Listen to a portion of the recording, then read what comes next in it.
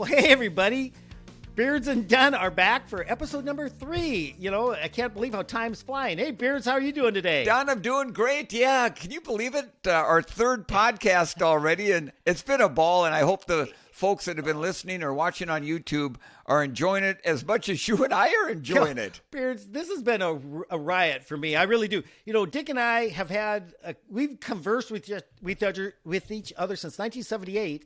And as we grew apart geographically, you know, we'd chat on the phone pretty regularly. But, you know, I think I read something where about a good friend is somebody you may not see or talk to for long periods of time.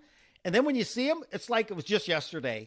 And that's always the way I felt with Beards, you know, because we have gone, it seems hard to believe, but we have gone months, I think, when I'm busy, you're busy, life's going on, and then all at once it's like, geez, I haven't talked to the Beards forever. And so we connect, and it's just like we talked 2 days ago. And Don, that's what's so neat about doing this podcast is we get to talk with each other at least once a week. It's like a forced visit with the Beards, which is not forced at all. But, well, hey, let's get going here, because I know I've got lots of questions and thoughts, because, you know, we ended up last episode, you know, kind of our first episode talked about high school primarily. And then the second episode, we talked about our early college days. You were at Waseca, the University of Minnesota at Waseca. I was at South Dakota State, and you know, our running was coming along. It was developing. I know I was progressing, and you definitely were progressing. And then, you know, it got to be 1977. That would have been your last year at Waseca. That was my junior year at SDSU. And we got second at the national cross-country meet, Division II that year. You know, it was Mike Bills always rose to the occasion. He was our top runner. Mark Bills, unfortunately, our junior year, he came down with a stress fracture right before the national meet. And it was kind of strange. He could run on it, but it was painful. So they kept him off running as much as possible. I remember they had him in the deep end of the pool at the college there, trying to maintain his cardiovascular fitness by running in the deep end of the pool. So he wasn't putting any pressure on that, but maintaining his cardiovascular fitness. And I tell you, Mark took one for the team, because he lined up at the starting line at our national meet, and it was in just east of Chicago, or south end of Chicago. And he ran on a broken foot. Oofda. And he was our number 3 runner. You know, Mike was our number 1 runner. I think he finished in the top. I know he was the top 10 finishers in that meet. I was our number 2 runner. And if you go to our extras, a little little blog we put on our website, I kind of described, I had a really good race. I took off right from the get-go and felt great. You know, it was one of those days when everything's clicking. And I gradually, by the 5-mile mark of a 10K, I'd move myself, and Dick knows what's going to happen here. I got myself into 25th position, because, you know, when you're counting runners and your coach is saying, hey, you're, you know, 27th, 20, hey, you're 25th place. And I was in 25th place, top 25 or All-American. And so that's kind of a nice feather to have in your cap, something you can always have that honor. And with a mile to go, I'd moved into All-American position. Every coach on that course pointed their hand at me and was screaming at the top of their lungs to their runners behind me, there's that guy's 25th. I had this huge target on my back, and I got to be honest, I was kind of going, shh, you guys, no, don't say anything. You know, I was hoping they'd be quiet. Well, long story short, I was at my, you know, you're running at your threshold. You're going as fast as you can and knowing you got to make it to the finish line. 3 guys, I got passed by 3 runners in the last mile. I know. I was 10 seconds out of All-American then, and finished in 28th place. And Mark Bills, on a broken foot, finished 42nd. Now, Mark was an All-American the year before, and he's going to go on to become an All-American his senior year. Mike was 3-time All-American. Mark was a 2-time All-American, but there's no way you'll ever convince me that if he was not running on a broken foot, he wouldn't have been All-American that year. Right. I know he would have been right with me, if not definitely ahead of me, up by his brother. And so because of his, you know, talk about taking one for the team, because of his high finish despite his injury, we ended up second at the national meet. So we'd gone from 9th as freshmen to 5th as sophomores, our little group of runners. And then we were second. And we were pretty pumped. I got to admit, at that, you know, when you finish second, we barely got second. It was only by a few points, but it didn't matter. No. And the first place team was kind of out of sight. And we graduated 2 seniors, though, off of our team that year. So, we're looking forward to our senior year. Mike and Mark Bills and myself and Joel Brandt was now coming up. He was a freshman that year. We got second. So he's going to be a sophomore the next year. So we know he's going to get faster and stronger. So we had 4 really solid guys to come back. But Undy and he saw it too. He said, we need one more guy. And so somehow or another, Undy got connected with, and this is where I want you to take over, Dick, because you came then. You were the one more guy we were looking for. We needed somebody that can walk onto our team, and we didn't have a year or two to develop them like a freshman coming in. We needed somebody that was a varsity runner from the get-go and could, would definitely contribute. And so I've never really heard, how did you end up at SDSU, other than Coach Underwood and Coach Folkrod had a conversation kind of, and what led after that? Yeah, I think it was the fall of, must have been the 77. Yeah. Fall of 77.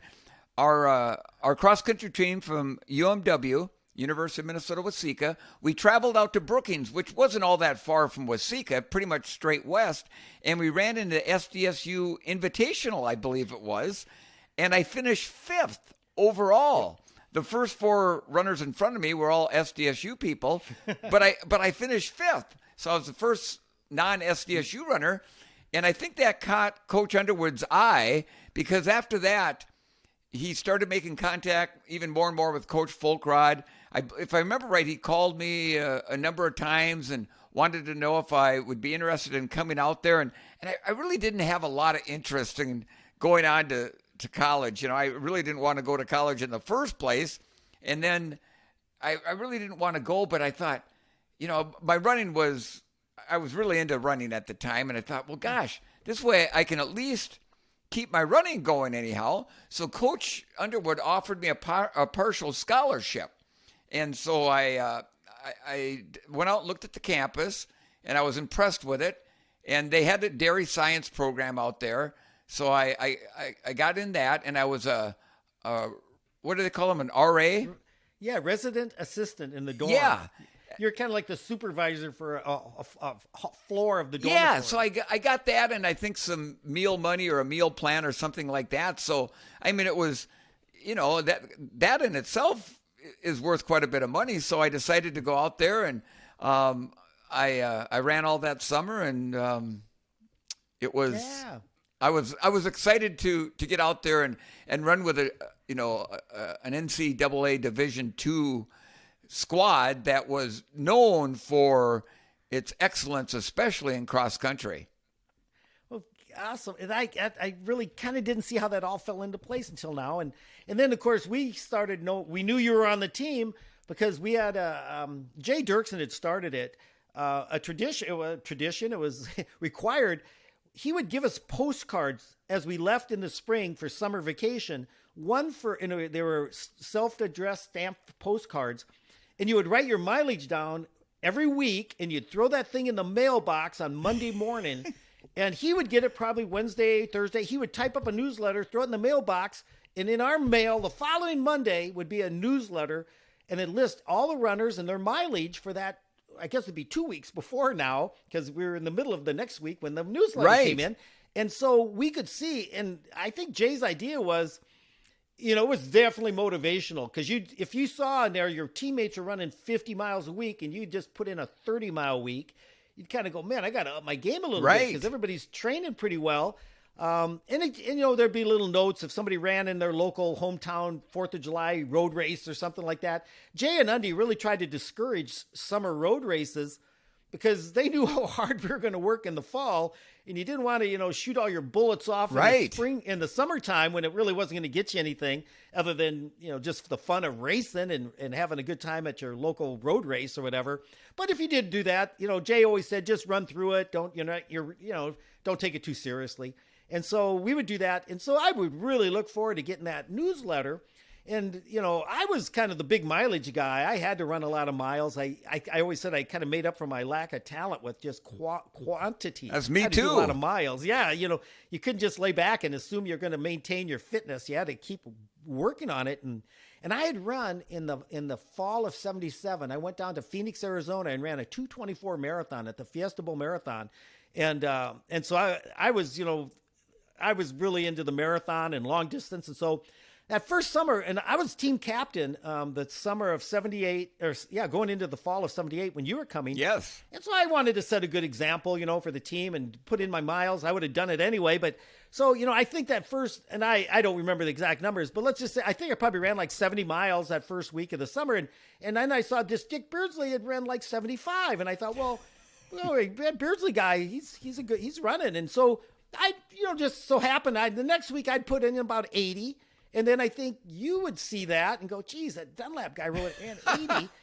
And we had never met yet. No. And so then the next week I'd notice, well, after I did my 80, he would up his game to like 85 miles. And I thought, well, son of a gun, because I was always having the top miles for the week usually. And so I would just, for some reason, maybe get 90 the next week.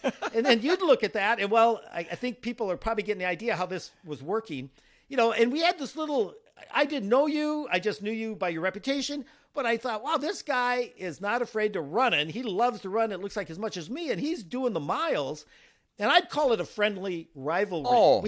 We started competing with each other. We hadn't even met each other yet. And it wasn't a competition. It was just summer mileage. No. But I think we were kind of holding each other like, oh, we'll see if he can match this Done. sort of thing. I think you hit the nail on the head. And I remember, when Coach Underwood sent me those cards, and then I so looked forward to that newsletter, because now you got to remember, the only person I knew on the NDSU cross country team was Coach Underwood. I had never met any of my, soon to be teammates. And so I kind of got to know them a little bit just through the weekly mileage cards and the newsletter that Coach Underwood would send out every week. And I remember thinking the same thing as you. I'm thinking, gosh, this Dunlap guy, man, he likes to run and a lot of miles just like me. And I was, I was so looking forward to meeting everybody, but especially this guy, Mike Dunlap, who I'd never heard of before.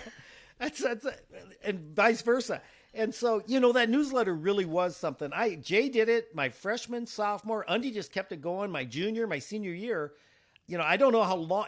I loved it. Do it. But now with smartphones and computers, I know. you could just email it in. But it was, this was we used postcards, Right? And and if in all honesty, it was on the honor system.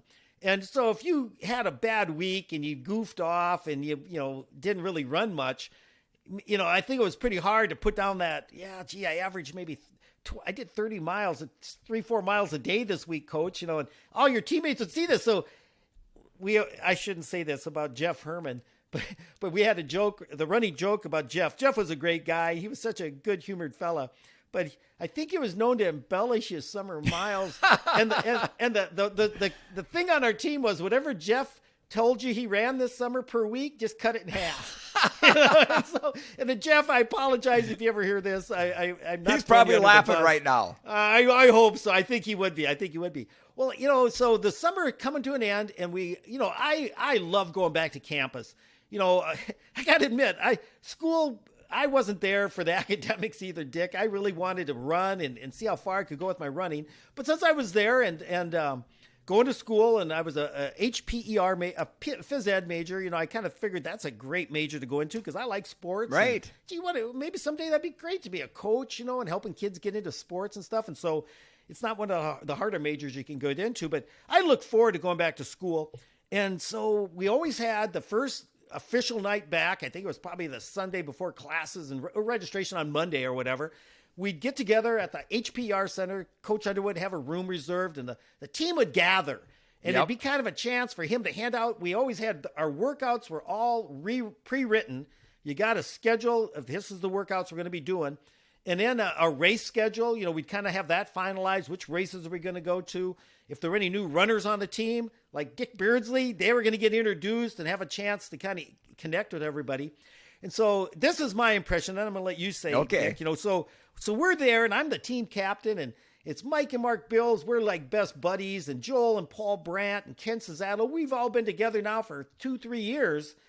And sitting in the back is this guy that we didn't even know who, really we didn't know what you looked like. We'd never seen a photo of you before. But, I was sitting up in the front row, and we were all jabbering away, and somebody goes, yeah, that's Beardsley back there. And I kind of looked over my I think we all kind of at one time all turned and looked at you. Yeah, I was sitting by myself in the corner. and we thought, well, he looks like he's fit, sort of thing. And nobody really, it's not like, I feel bad. It's not like any one of us went back there and said, hey, why don't you come up sit in the front row with us? No, not one of you did there, Don. No, we didn't. We were we were all just having fun seeing our old buddies, right, I don't old blame teammates. You. And so Undy went through his little talk, and I can't remember what he said, but he gave us out our workouts and told us here's your race schedules and kind of talked about, I have no memory after that of what he did. But the meeting was kind of rolling to an end. I'm sure you were introduced and probably stood up and waved or something like that.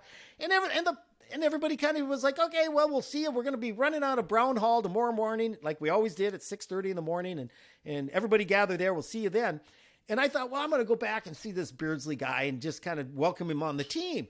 And I turned around and you were gone. I don't remember that. Oh my gosh, it's like the door, all we saw was the door flapping in the wind. It's like you booked out of there so fast. And I kind of hightailed it out of there and I caught you on that Hyper Center. Remember that big clock, that digital clock, which was like really futuristic in the 1970s. Right underneath that big digital clock, you're about ready to head down the steps there. And I go, hey, Beardsley. And you stopped. I go, hey, Beards, I'm Mike Dunlap. And we shook hands. And I kind of don't remember everything, but I said, Dick, we're really happy to have you on the team. We're looking forward to, running with you. Because I wanted you to know, because I put myself in your place. I thought, man, to be the new guy here. Right. And know no one. And we're all up there slapping each other on the back, high-fiving each other because we're all old buddies getting back together again. And so when you had disappeared like that, I felt kind of bad about it. And it did feel a little awkward for me. I felt out of place just because I didn't know anybody. And again, like you were saying earlier, Don, these are all guys we haven't, teammates we hadn't seen probably all summer, or most of them. And then all of a sudden we're getting back and we're, talking about things we did during the summer. And I'm the new kid on the block. And I'm not one that, I'm still this way. I'm not one that'll go up and, hey, you know who I am? I'm Dick Beardsley. I'm just not one of those kind of people. No, you didn't take it. You weren't assertive. No. Like, gee, what a shocker. A distance runner who's not assertive. I mean, Prefontaine was the only assertive runner I've ever heard of in my life. So, Dick's like, and that's probably maybe why we kind of like, we're not going to make a big thing about this. We don't want to make the guy feel like he's some weirdo. But I have to admit, when you disappeared that quick, I ran out. I said, I wanted to find you before you went back to your dorm or whatever. And I'm glad we did, because then we had a little chance to at least connect. And I probably said, and you probably said, yep, see you tomorrow morning. We'll go for that run. And then I don't know if you want to go the rest of that later that day. So, the first day of college it's registration. There's no classes. No. So it's really very relaxed. Everybody's milling around campus. People are kind of making, seeing their old classmates. And, we're always looking for girls. The girls are looking for boys. And so we did that run that first morning. And we have some photos I'm going to be posting on our website. How we got, I don't remember who the photographer was. It might have been that gal who took our picture running in Brookings. But we had a photographer out there just taking some shots for the school paper of the SDSU cross country team, getting their early season workouts in. And it's some pretty good shots of a huge group of guys running down the road. And you're in there and I'm in there.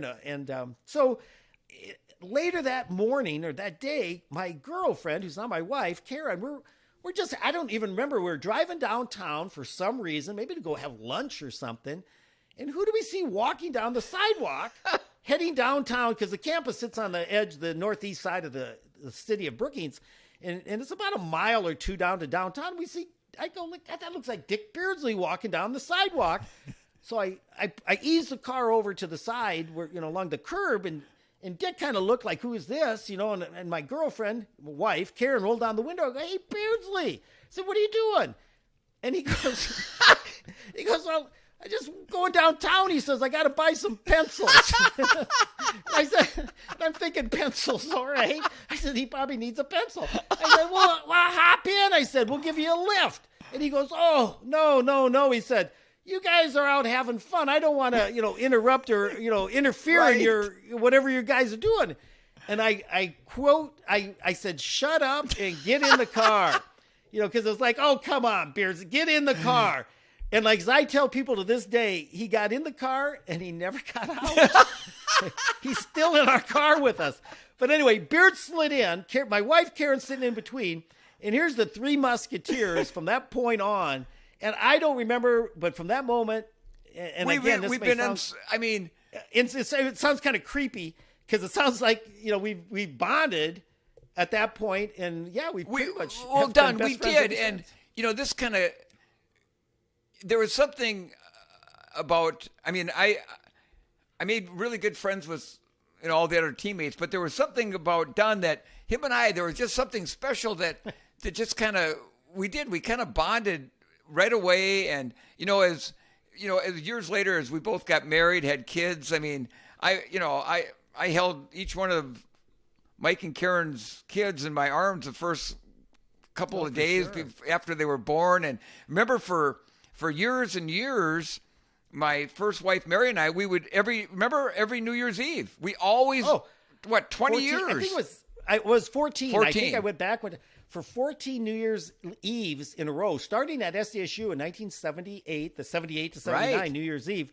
We were together, and you were dating Mary at that Right. time, your first wife, and for 14 consecutive New Year's Eves, we spent it together, as two couples. And then as the kids came along, the really goofy thing is when we got farther apart, like you were way over in Minnesota, I was out on the west side of North Dakota. So we'd meet in Fargo for New Year's Eve. Yep. We'd get a motel with adjoining rooms.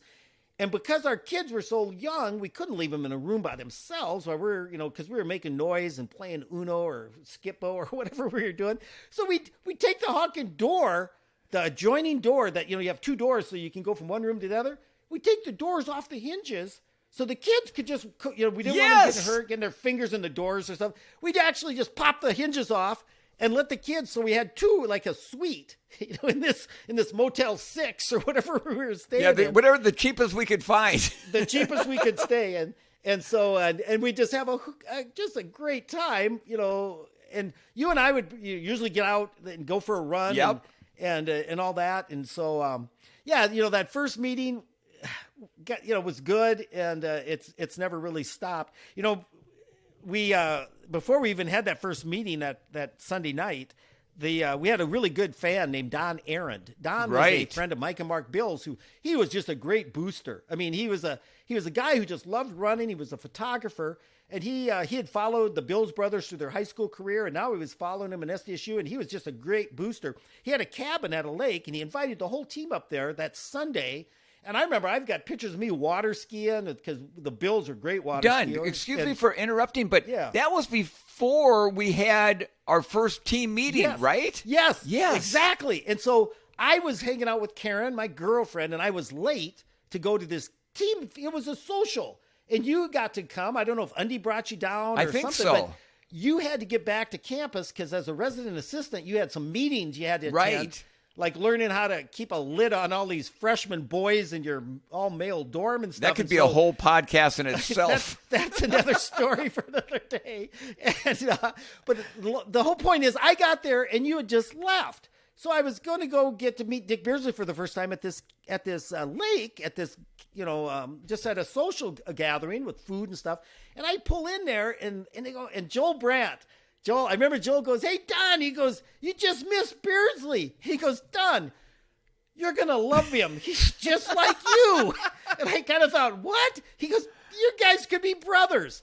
And people have actually mistaken us for brothers on more than one. And so, a lot of people, they'll learn this over time. We had two sets of twins on our cross-country team. Mike and Mark Bills were identical twins.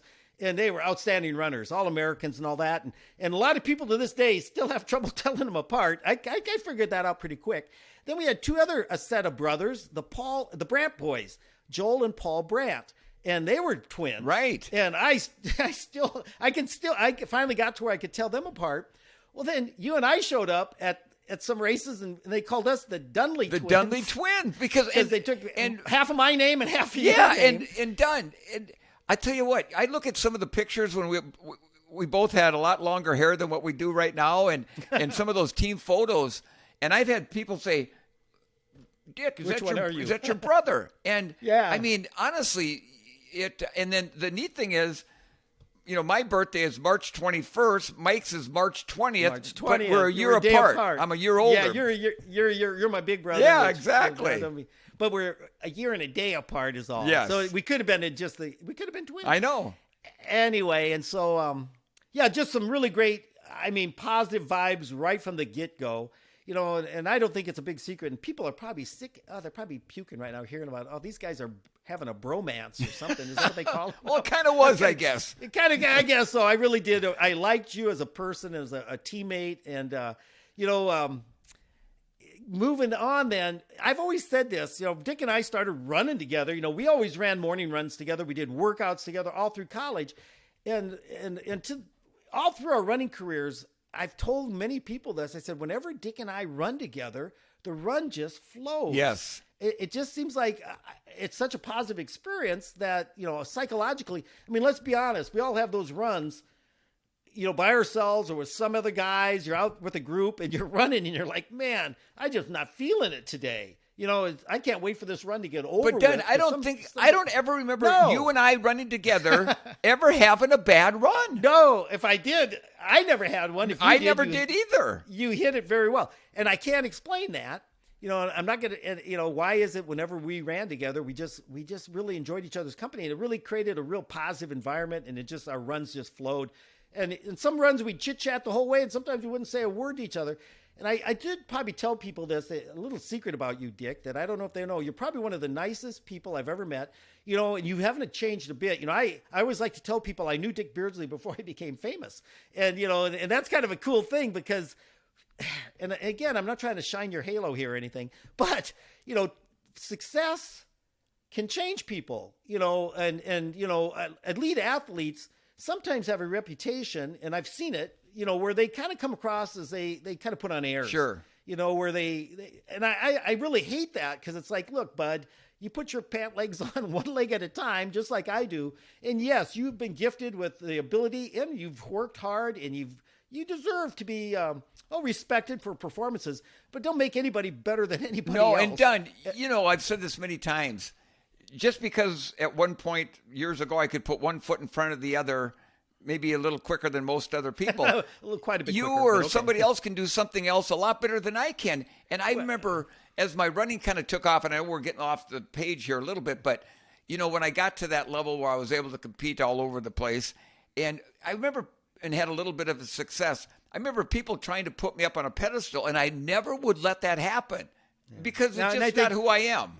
No, and I remember too, and I think you and I've lost more races than I've won a lot of races, and you've won a lot of races. But Beards, I've lost more races than I've ever won. Absolutely. I think every runner. There's no runner who's got a 50+% win streak going. I might be wrong there. There might be some of these Kenyan guys. Well, the guy who has the world record in the marathon, Kipchoge, he hasn't lost one now. Well, no, he's lost 3 now, and he finished 9th at Boston this year. Yeah, so nobody's. If anybody thinks infallible, they're invincible, they're the marathon especially has a way of humbling people very quickly. Well, running in general, right? Running, and it's kind of like the old days with the gunfighters. You're going to run into that guy who's just that little bit faster than you are, and that's pretty serious. But anyway, no, I really do appreciate that about you, because you haven't ever changed, and definitely not towards me. And, and I think that's commendable, because a lot of times things get in people's head and they think whatever they think, and it changes them. Right. And not always for the better. Right. Not always for the better. I agree. Well, anyway, some of the things, as putting this podcast together, one of the things we always want to talk about a little bit is about our training, training principles, if you would. And I know Dick and I kind of came out of the same mold, I think, the SDSU mold. And Dick, you can jump in, and you've tweaked your training, I'm sure, over the years. I really never didn't. I pretty much followed what we did at SDSU. Pretty high mileage. High mileage, Yeah. if I didn't run 100 miles a week, it was kind of something didn't seem quite right. But I did find my upper limit was around 120. There is kind of maybe that point where you got to kind of be careful there. It's like you're sharpening a razor's edge, and you want that edge really sharp because you can cut through, lots of stuff that way. But man, you just go a little too much, and you can break the edge, or chip it, or whatever, and that's when the injuries and the illnesses come in. At the same time, I never wanted to walk away from a race and going, well, if I would have trained better, I probably could have done better. That didn't set right with me, as far as like, if you went to a race, I wanted to be able to say, well, up at that point in time, I was as good as I could be, and I guess Dunn, you were, and I know you were the same way. You never like, I think I'll skip a workout today. I'm going to take today off for no other reason than I want to hang out with my friends. Right. Neither you or I can't talk to the other guys on our team because I didn't know them as well and as close as I've always been with you. But, that's one thing.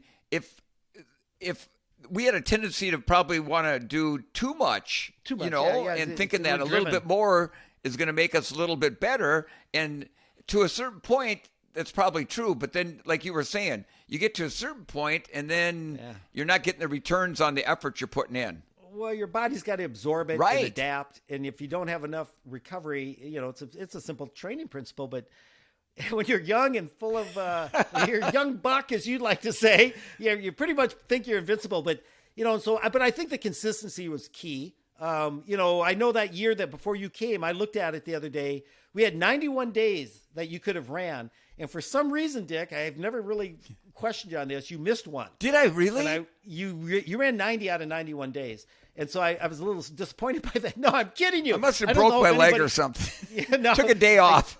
You might have had the flu, throwing up.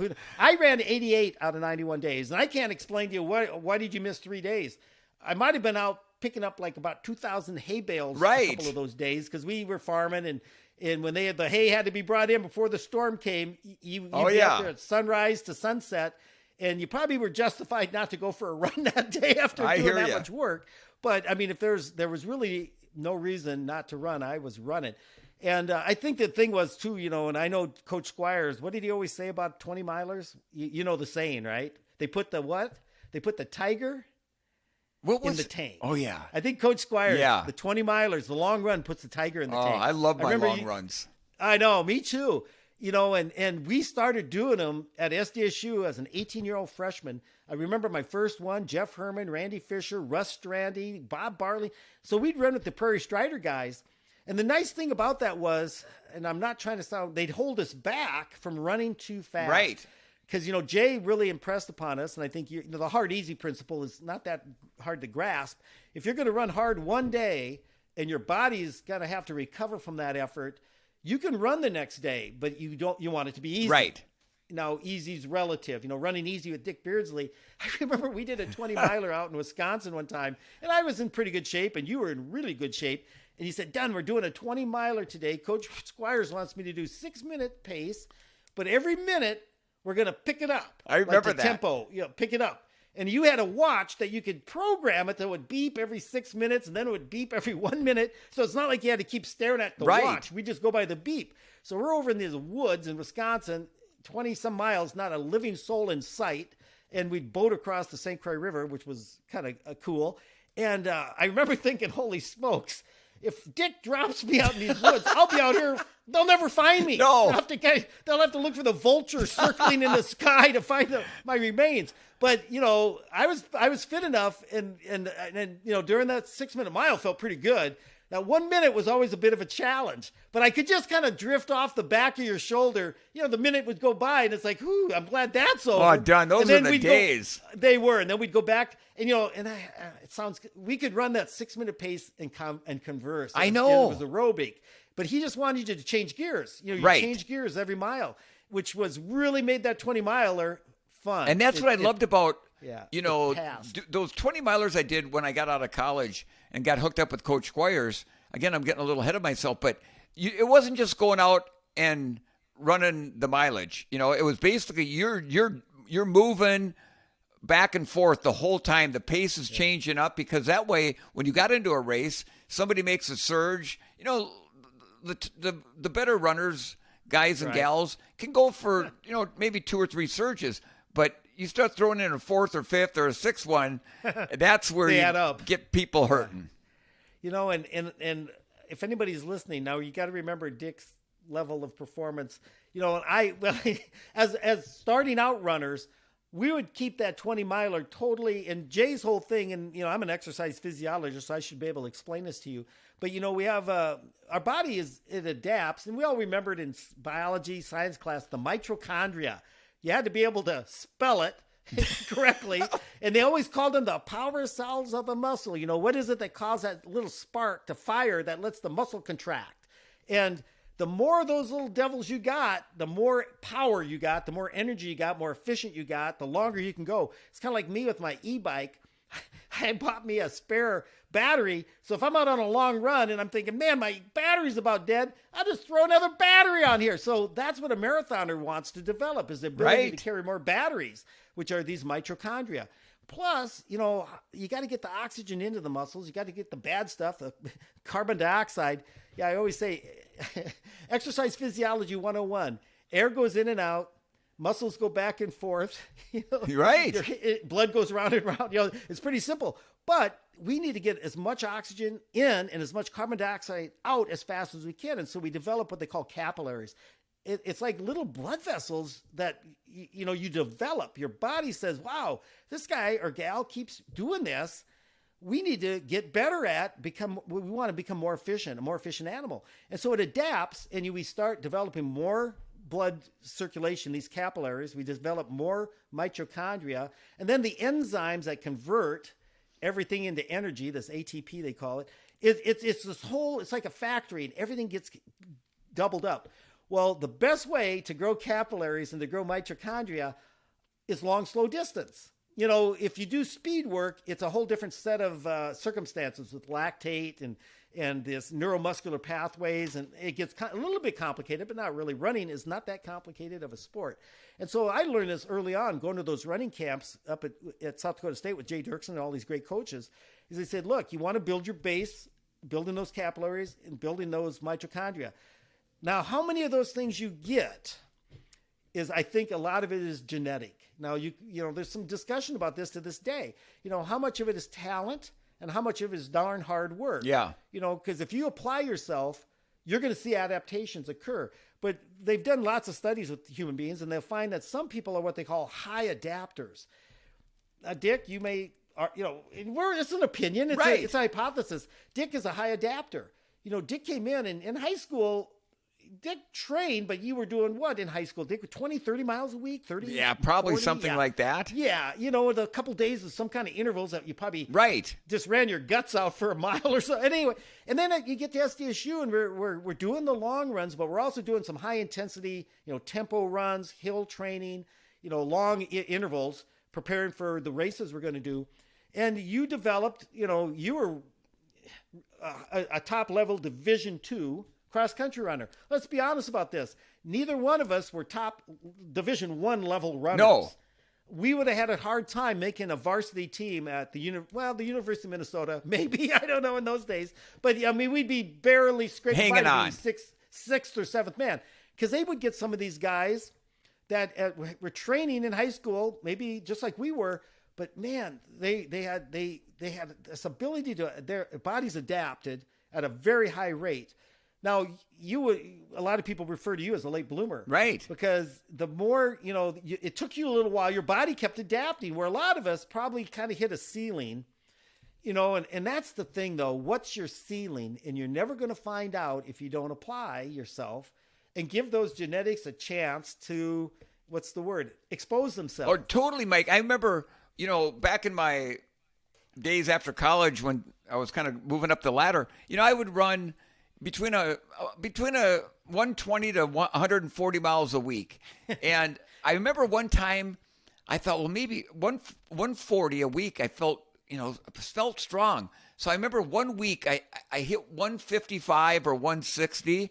Oh my gosh, that was way over. Yeah. And it wasn't like I ran 140 miles a week for 12 months out of the year. I would do a build-up period for a few months during the winter time, just to, in Minnesota, it's lots of ice and snow and it's hard to do anything quick. So I basically for, 4 months or so, I would basically just put on lots of miles and get strong. And then when the springtime would come, my cardiovascular system, my muscular system was all set to go. And then I could handle the faster speed work. And then I'd cut my mileage down to like maybe 120. Well, that's and so the key is laying that foundation, that aerobic base, if you would, and there's so many training books out there. There's so many programs, and they all can work. I think the key is, is consistency, is being smart about it, and yet some programs work better for, some guys can get away with a lot of long, slow distance. And I remember there was a guy, I can't think of his name right now. He's a really good marathoner. Basically he said, the only speed work I do is races. He'd run a lot. He'd run 100 to 120 miles a week comfortably, aerobically, but about once a week he'd enter a 10K, a 15K. And, he'd as we used to say, would blow the carbon out, or the carburetor, or whatever it is. And that's all he needed. Now, some runners, would not be successful doing, limited, I guess you'd call it, speed work. But, Steve Jones, a famous marathoner, world record holder, he supposedly was noted for running no more than about 70 miles a week. And that was in the late 80s. He came on and won Chicago. I can't remember the exact date, but outstanding athlete from Great Britain, set the world record. And so a lot of runners were like, wow, 70, but high quality miles, that might be the way to go. So we saw, some shifts in training principles over the years. It's kind of funny how what goes around comes around, because Lydiard, who started all this back in the 60s with Peter Snell and all these great New Zealand runners, it kind of sounds like a lot of these Kenyans and stuff, they do quite a few miles. Done. And I look at what a lot of the top athletes are doing now, like, the East African runners. They're doing a lot of the things that we were doing 40 plus years ago. A lot of high mileage and some pretty intense days thrown in there too. Oh, even I'm trying to think of Ingelbritsen, who's an outstanding middle distance runner. People said you would be amazed to know the volume that this guy, I don't think 100-mile weeks plus are not, he's a miler, 5K. He could probably run 10K I know he could at a world-class level. His range is kind of almost beyond belief. But, he holds his training pretty close to the vest at that level. You kind of want to... And we should mention he's from Norway. Yeah, he's from Norway, and he's the Olympic gold medalist at 1,500 meters. Guy's a stud. Age 21. Yeah, he is, you talk about gifted. He at age 12, he was training, and with the mentality of being a world-class runner. Now, that just seems, his family promoted that. And if you ever get bored, go on YouTube and put in the Team Ingelbritsen. And it was actually a series that they recorded in Norway that was on public television over there, where it's kind of like the Kardashians here.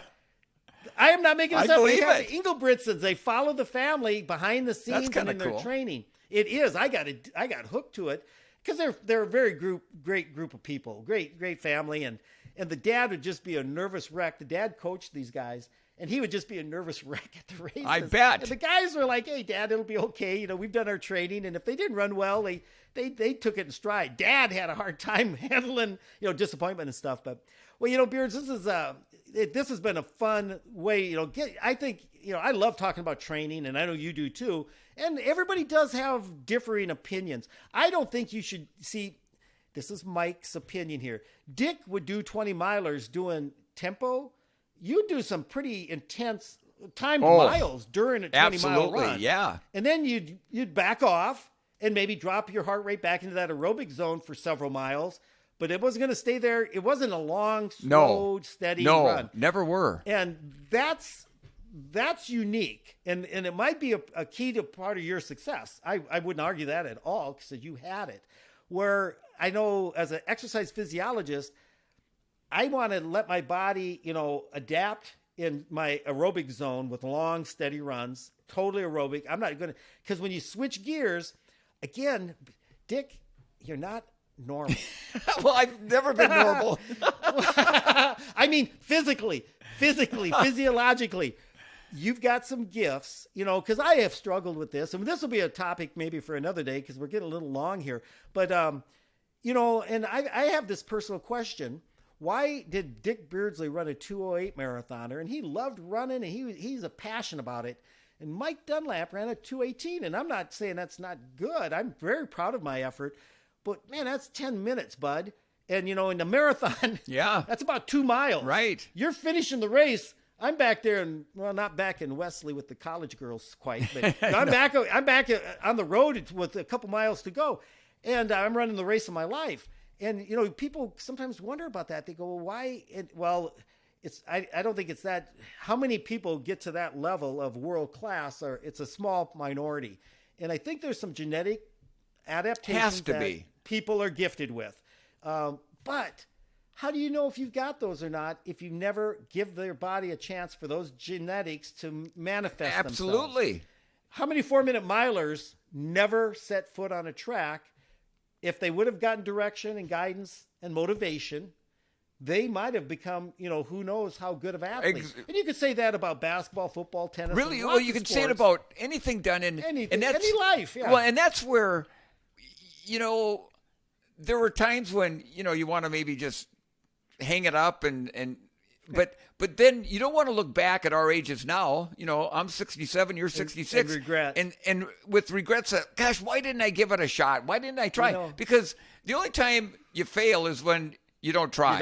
Yeah. The only quitter is the one who never tries. Yeah. If you try and fail, I admire that. I do too. If it's and there's a great article, I'll post it on our website, from Teddy Roosevelt about the guy in the arena. That's the name of it, the man in the arena, or man or woman in the arena. Because what he basically says is, there's a lot of people that are spectators, and they'll complain about the performance of the man in the arena. He failed, and they're disappointed in that and all this. And he says that's the guy who knows he's tasted life. Sitting in the stands, you haven't tasted that. Don, you got to send me that article. It is fantastic. It gives me goosebumps, and we'll put it on our website. And it's inspirational to me. In fact, a friend of ours, Jenny Stenson, sent that to me. And as people are going to hear about this, I tried to do the Race Across America several years ago, and Dick was there on my crew and stuff, and I failed. It was a successful failure, because I trained, I prepared, we did everything we thought we could do right, and it didn't turn out the way I hoped, and I wasn't able to complete the event. And, as a kind of a motivated, passionate, I'm a success-oriented kind of person, that was really hard. But people like yourself and everybody said, never hang your head. If you step on that starting line and you've prepared as best as you could, and it doesn't give you the result you were hoping for, but you gave it your best effort, what's the issue? What's the problem? And Jenny sent me that, and when I read it, it really helped me recalculate, my goals and how I feel about things. As a runner, I just would have a hard time going to bed right now saying, gee, I wonder how good I could have been if I would have trained like Dick Beardsley did. We were teammates together, and we were not that different. I beat Dick in a few races. Right. I want everybody to know that. In college, I know for a fact it never happened after college, and I'm not ashamed of that at all, because getting beat by Dick Beardsley, a lot of people can say, been there, done that. But anyway, I haven't lost a wink of sleep because I trained pretty much at a high level for approximately 12 years. And I got to a place where I said, wow, I really can't see me do it. I was at age 26, and we did that hour run. I did 12 5-minute miles. And I got to be honest with you, Dick, at the end of that hour run, I was toast. But man, I was happy. It was just 80 yards short of 12 miles. I know. I like to round it up to it 80 was 12. yards. 80 yards. I must have drifted out of the curb at least 80 yards. For sure. Of 48 laps. But anyway, it was pretty much like, okay, I just ran a 2:11 marathon pace for not even half the distance on a rubberized track under pretty good conditions.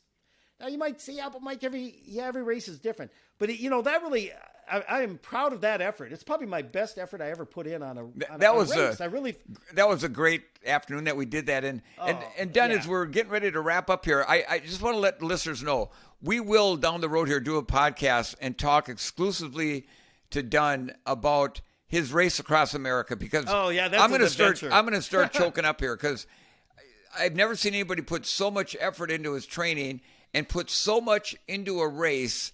I mean, I was inspired by it. I was toast And I was just being on the crew. I didn't have to ride a bike.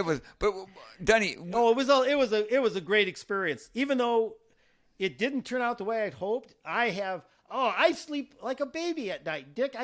If I wouldn't have done that event and always thought, man, I wish I would have. And I know two people, I'm not going to mention their names. They're good friends of mine, and you know them. And neither one of them, they could have been sub 220 marathoners. I believe it, and they believe it. They never did it because they never tried it. And years later, as we get older and, we start looking back at things, gee, I wonder if I would have tried. And there's never an age that you're out of the woods. I mean, I don't care if you're 80 years old and you set a goal to run a 5K, a 10K, a half marathon, or a full marathon. There's no reason not to try. No. Given health issues and right. things like that. But I know of two runners who regret it. And I feel bad for them. And it's okay. Life goes on. The fact they didn't run a marathon. But in the back of their mind, they always are kind of thinking, I wonder if I could have. And I think they could have. And they kind of think they could have. But could have is kind of not where you want to be. You want to say, I gave it my best. Yes. And here's the result I got. And I feel great about that. And I hope a lot of people, that listen to this will take a little inspiration from that. If you get nothing else out of listening to us, I feel like Dick, and I'd like to think, I've really tried to maximize every opportunity I had. And Dick, you admitted it, we're our own worst enemies because we did have that passion and that desire. We probably needed that person to step in and go, okay, you guys are doing awesome. But guess what? We're going to take a week now and back it off a notch or two. That didn't compute really well for neither one of us. Let's back it off. Dick is one of the few athletes I know of who ran a world-class marathon and 3 weeks later did another one. Yeah. Most people run a marathon and, Jack Foster, the greatest New Zealand runner, said you should take a day of recovery for every mile that you race. So if you do a 10K, 6 mile, you should take a week, basically just let your body kind of recover from that hard effort. Well, a marathon, you can do the math. That's a month.